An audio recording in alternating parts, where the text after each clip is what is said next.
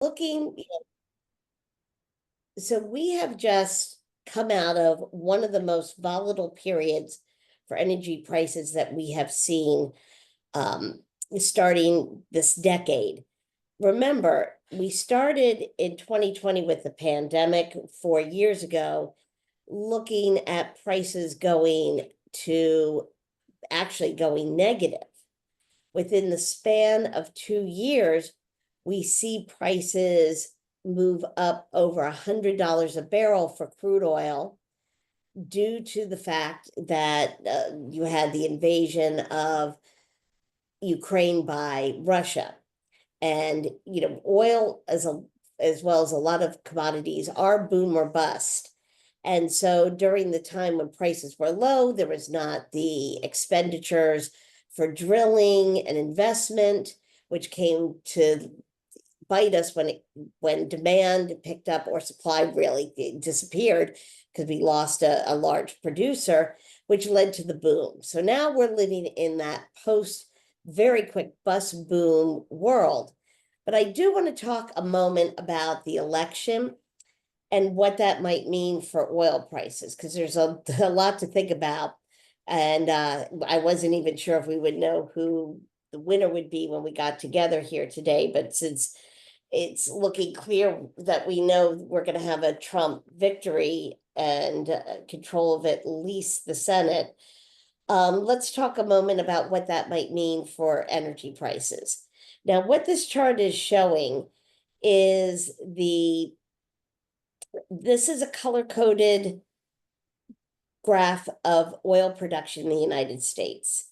The blue is during a Democrat in the White House, a red is during a Republican in the White House. And what you can see is it really doesn't matter, is the point.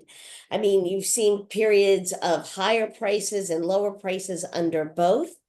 But as you notice going in 2000, of course, production did fall during I'm sorry, production did fall at that point.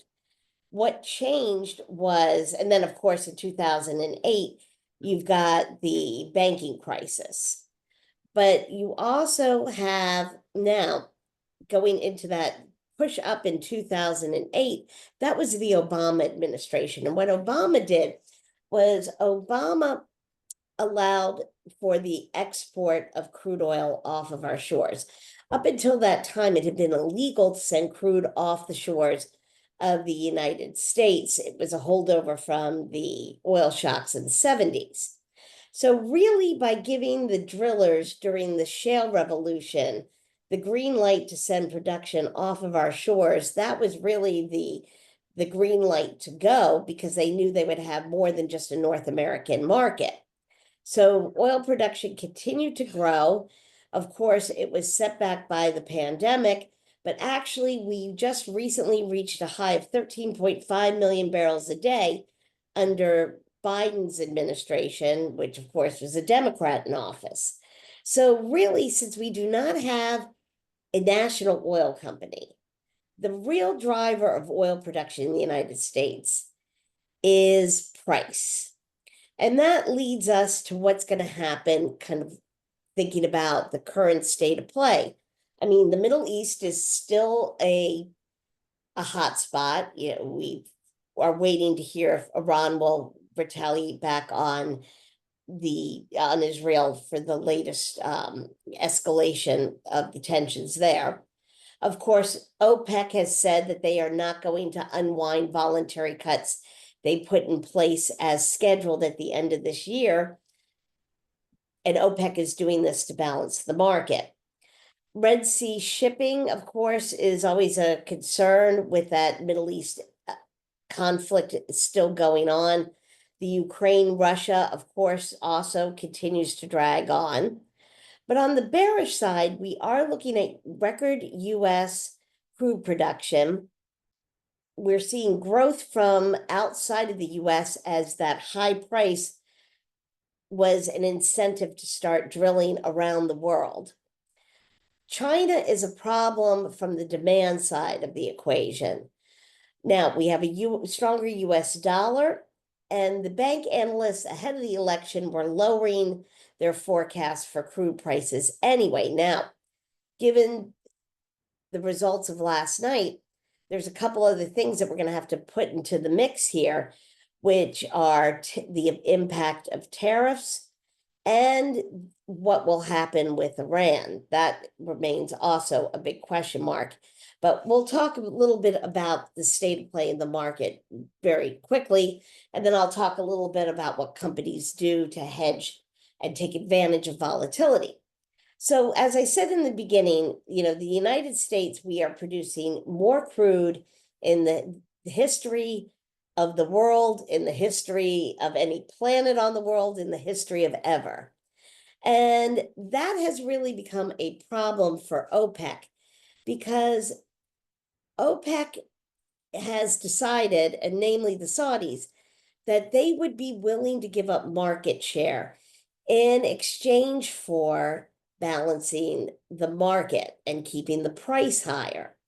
So really, they're in a bit of a pickle right now because you've had such strong production from the United States and outside of the United States.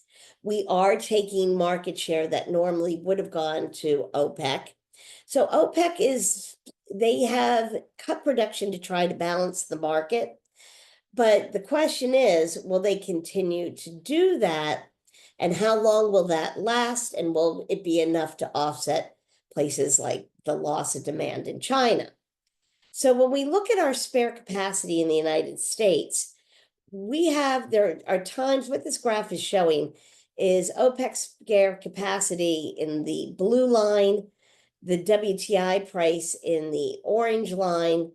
And you notice that when spare capacity falls, as it did in 2008 or during the Ukraine invasion from Russia, prices tend to react higher. There is only one time when we saw spare capacity falling when production was falling, which was, when price was falling, which was when the Saudis decided that they were going to open the taps, tried to regain market share, and also tried to put the brakes on the growth of the US producer. So, this is a question mark. Are we going to see, especially with any kind of push from a Trump administration on the Saudis to produce more, ironically, that would introduce the next bust phase of the pendulum swinging. So in the short term, this is seen as a bearish event. Now, China is the other wild card in here. Now, this chart is showing the stimulus that we've seen in China, which we've seen China. Remember, back in 2008, China's economy was the envy of the world. Their GDP was growing at a very fast pace. Now, in order to keep that GDP going, China has invested a lot of money. They've spent a lot of money. They've now borrowed a lot of money to go into building property to stimulate and infrastructure to stimulate the economy. Well, the problem is if you don't have people using that infrastructure, well, what do you do with it? And we've seen these ghost cities in China where they'll build up the infrastructure just to knock it down again. I mean, that's one way to keep people employed. The bottom line, though, for China is if they are really looking with a fragile economy right now at the prospect of tariffs, then we've got another issue, which could also be more headwinds for the market. Now, the tariffs also are a question on the overall economy. I mean, when we were looking prior to the election, for example, Goldman Sachs thought that tariffs could take as much as $10, maybe more, off the oil price, just because we would see GDP growth slow due to the tariffs. So there's a lot in play. Interest rates are also on the rise, as the question is, will taxes be cut, and what will happen to the deficits? So there's a lot in play in the world. And even though the analysts are looking for prices to move lower, There is absolutely no one out there that can predict the future, including me. I mean, we make our living trying to look at the tea leaves and help companies deal with the uncertainty, and no one hedges in a vacuum. So, but there's a lot of unknowns in the world right now. And remember, oil is a large global geopolitical commodity that has impacts on what you're spending at the pump, at the rack, in your local markets. So, since no one can predict the future, that's where the services of Powerhouse and what we do is we help companies manage risk and build their businesses through the use of financial instruments. And really, this process is called hedging. Hedging, if you notice these definitions that I have of hedging, hedging is a risk management strategy used to limit the probability of loss from an unknowable fluctuation in the price of a commodity. The purpose of a hedge is to avoid the risk of adverse price movements impacting the bottom line. Remember, the goal of hedging is to defend profit margins. And if we take a look at all these different definitions, limit the probability of loss, avoid the risk of adverse price movements, defend profit margins against energy price volatility, these are all defensive in nature. They're very different than the definition of speculating, which is taking risk in exchange for the opportunity of profit. Remember, a speculator says, hey, I think I know something about the future, whether it's putting a chip on red at the roulette wheel or buying a diesel contract. The speculator says, hey, I think I know something about an unknowable future, and I'm willing to risk my funds in exchange for return if I'm right. The hedger, on the other hand, says there is no way I'll ever know about the future, and an unknowable future is dangerous for my bottom line. So as a result, when we think about speculating versus hedging, the hedger is looking to stabilize their costs and revenues. They do have a physical position that is tied to what they are hedging in their normal course of business. So a heating oil dealer would use a diesel contract to hedge. They wouldn't be trading in Bitcoin, for example. And then I'm not an accountant, nor do I play one on TV, but hedging gains and losses are part of cost of goods sold. So if you're the end user of fuel, what's your risk? You're looking at all these different issues, OPEC, the election, our own production, tariffs, you name it. And as the end user of fuel, the end user really is trying, whether that end user is a fleet or a homeowner, what they want to know is that they're going to keep their fuel costs within a specified budget. I mean, that's really the goal.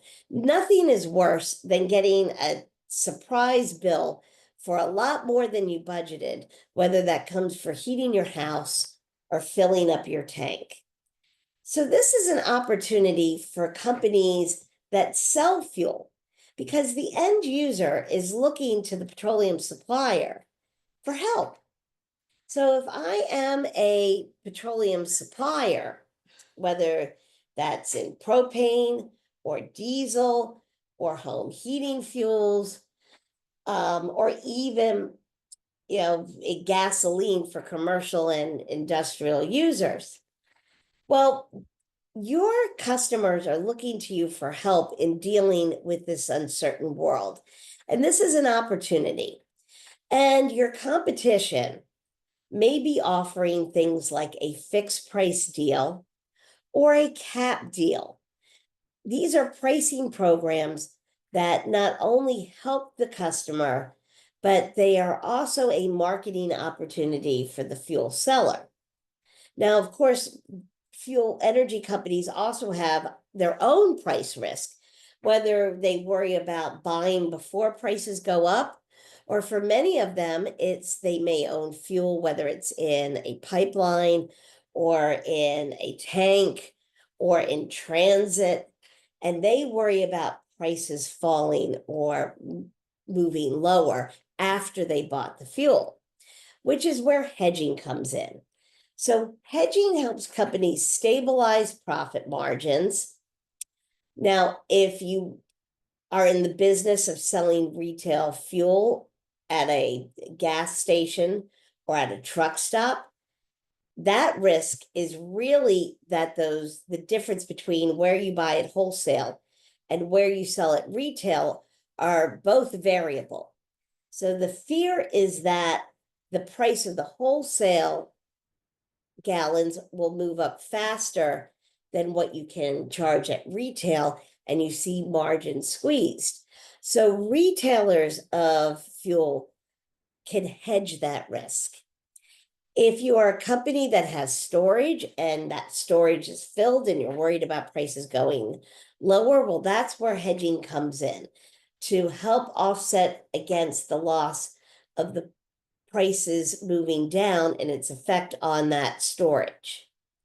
If you are a company that's moving fuel by pipeline, by rail car, by barge, we have clients, we're based here in DC.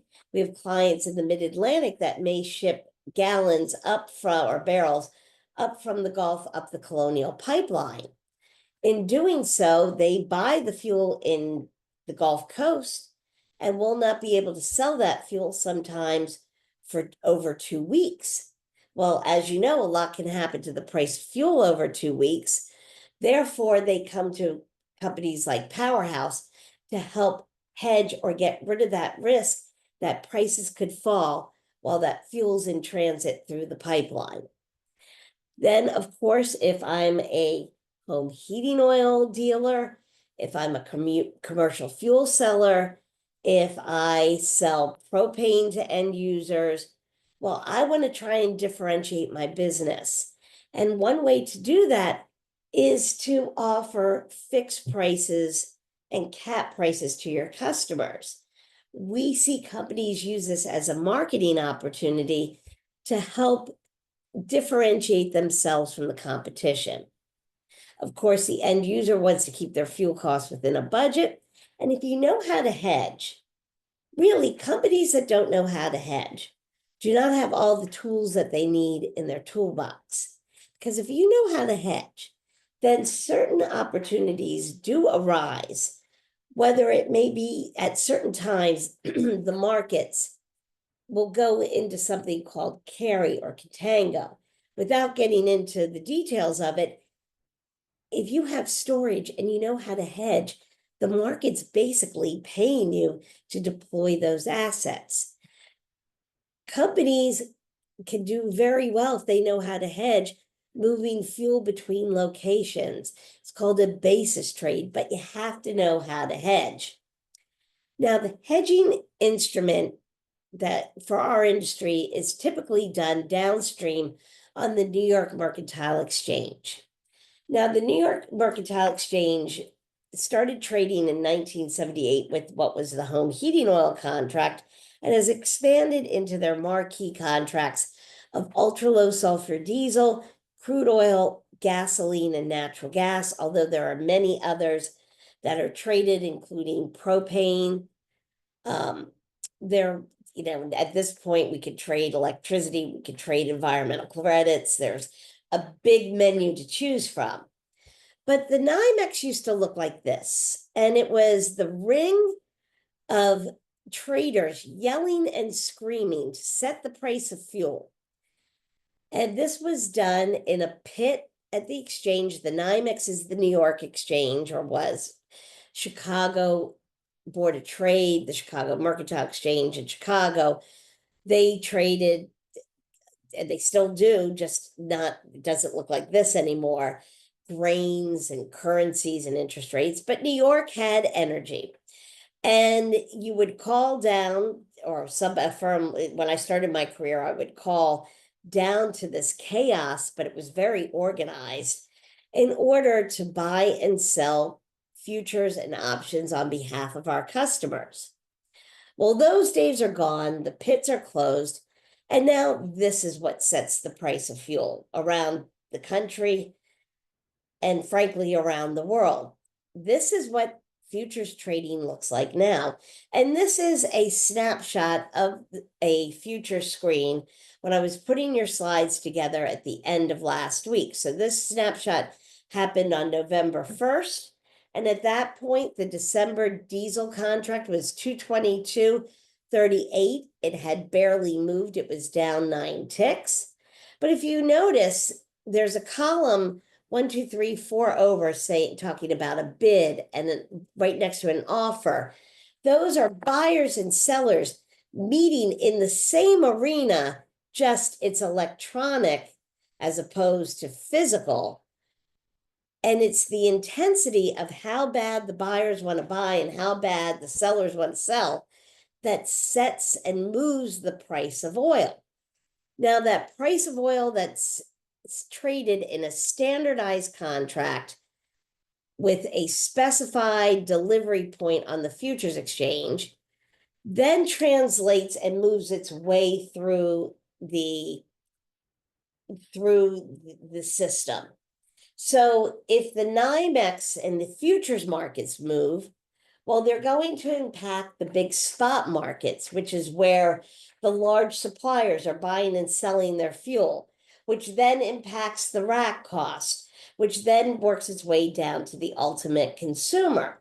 So if we're sitting here and I told you all of a sudden there was a coup in Saudi Arabia and we have an uncertain situation there, still as one of the world's largest producers, you would expect the price to move instantaneously on the futures market.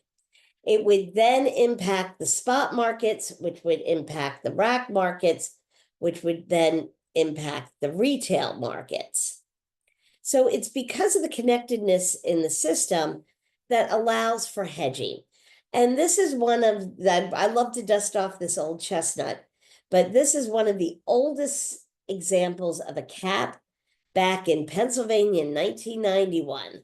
Lock in a great price on heating oil from a company named Wise Buys. They were advertising that if you were a Wise Buy customer, if you were to lock in 88.8 cents a gallon with them for the season, granted the slide was done in 1991, but if you read as through the advertisement, it says a darn good deal, but it gets even better. If prices drop, yours will too. And that's the idea of a cap. Well, behind the scenes, to do that with any certainty of margin, wise guys or anyone offering a cap needs to hedge. And I like to think of using options which are really required to offer a cap, which many, many companies in heating oil do throughout the Northeast. We see companies building their own caps, large consumers of fuel. For example, we have companies coming to Powerhouse directly who may be a large publicly traded fleet, or they may be a construction company, or they may be, a fleet of utility vehicles. Any large end user of fuel is also looking to manage their price risk. And one nice thing about the cap is that when you're in a cap, if prices go higher, as we saw in Mr. Wisebuy's ad, the supplier has your back. But if prices fall, the supplier says, we'll drop your price as well. And the mechanism that they use is called an option. Now, an option is traded on the futures exchange. It is analogous to an insurance idea. Just like in insurance, if I buy an option, I will pay a premium in exchange to be reimbursed if an accident occurs. They're available in the standardized futures size contract of 42,000 gallons on the exchange, but they can also trade in less than 42,000 gallon increment in other arenas that are outside the exchange, called the over-the-counter market.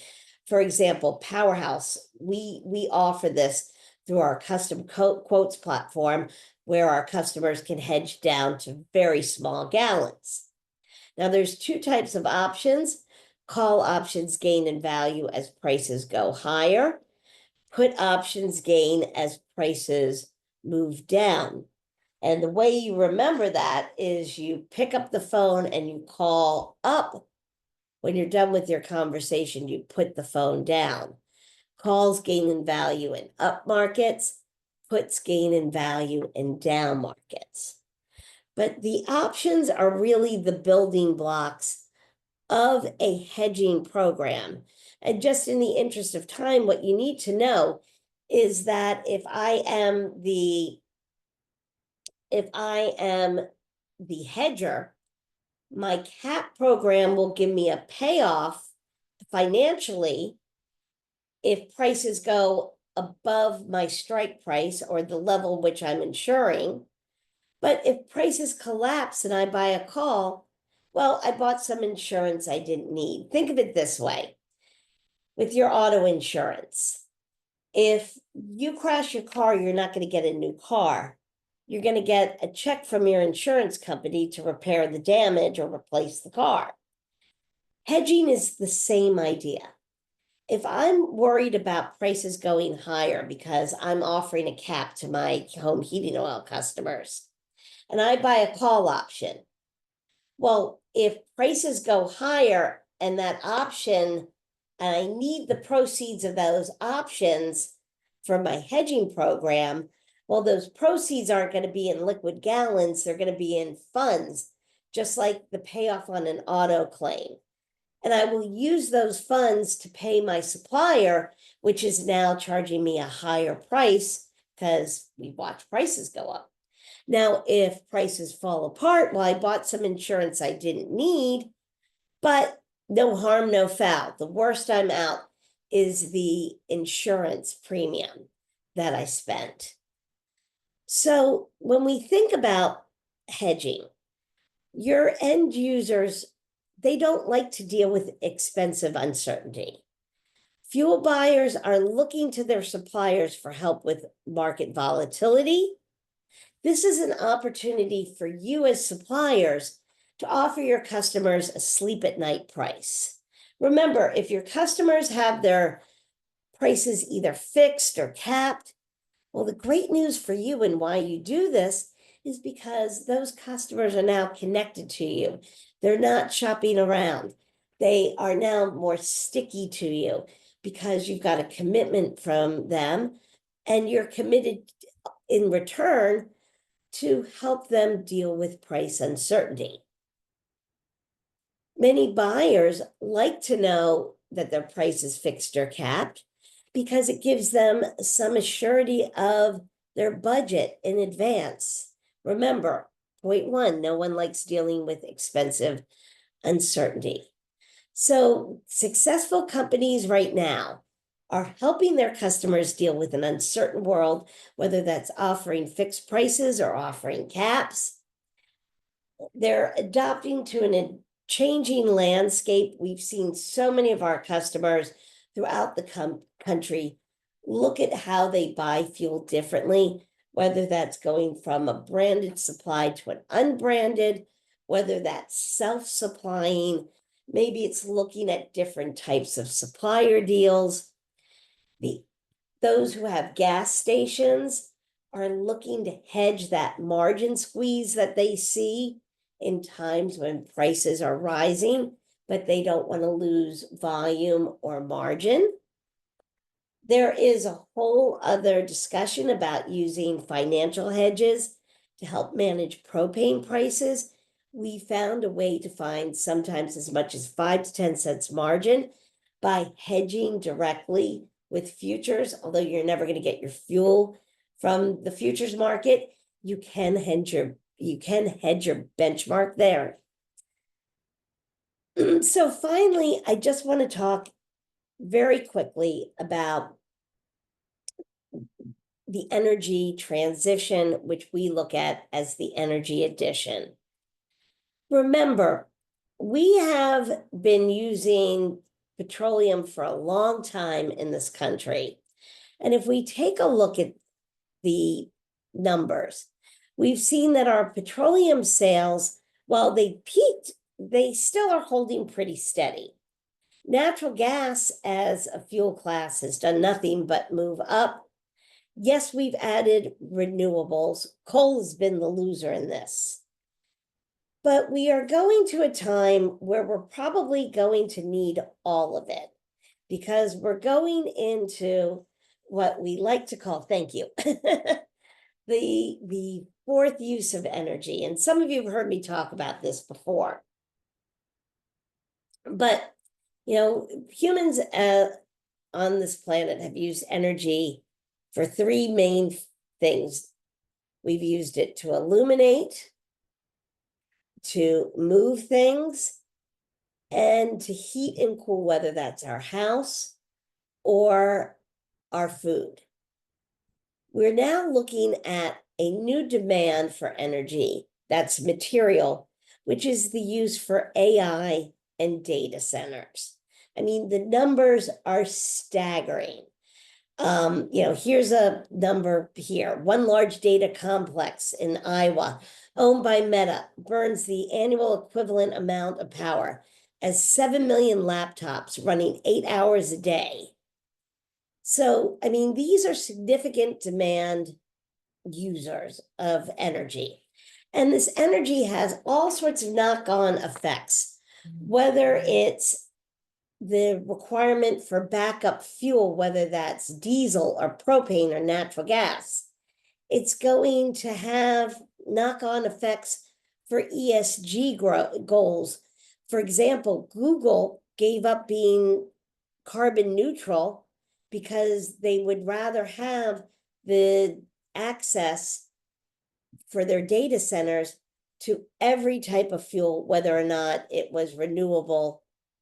We saw 3 Mile Island in Pennsylvania get recommissioned for the use of data centers. So this is going to have knock-on effects. We're seeing it already, and it's changing the discussion about the electrification of everything. It's changing a lot of discussions. There's going to be winners and losers, but there's also going to be opportunities for everyone on this call. So energy prices are volatile, and businesses are going and have and will face price risk. These risks can be hazardous to your company's bottom line, but they can also be identified and controlled through hedging. Companies that need to know how to hedge can turn volatility into a competitive advantage. And that's where the really exciting part for Powerhouse is, and for me is, because we've seen companies grow their businesses, grow their gallons through the use of, and protect their profit margins along the way, through the use of hedging, through the use of these financial instruments, and through the use of these strategies. So if you want to learn more, I mean, we had a very short time, and I'm going to be here if there's any questions. But if you want to learn more, twice a year, we do offer a hedging class. Our next one's in 2 weeks in Atlanta. We have one, I'm sorry, in Austin. We have one spot left for that. We'll do the next one in the spring in Washington, D.C. So feel free to email me if you're interested in getting more information. I can make these slides available. They're not available on the Women in Energy website. Here is my contact information. And with that, I thought I would come here and see if there are any questions for anyone.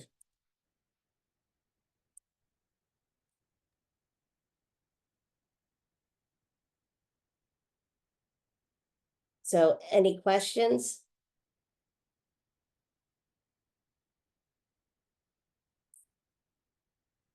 Elaine, this is Dina. I just want to say that I thought your presentation was excellent and super informative. It's not generally a space that I sit in learning about hedging, but it was super informative. So I appreciate the information and the way that you laid it out so easily for me. Ah, thank you. Thank you. Well, once again, if there's anything I can do, I'm a phone call and an email away. So please feel free to reach out. And I hope, if there's any questions, because the best questions normally in a presentation are afterwards. So since we're not in person, feel free to give me a call, IM, email. I'd love to chat with you.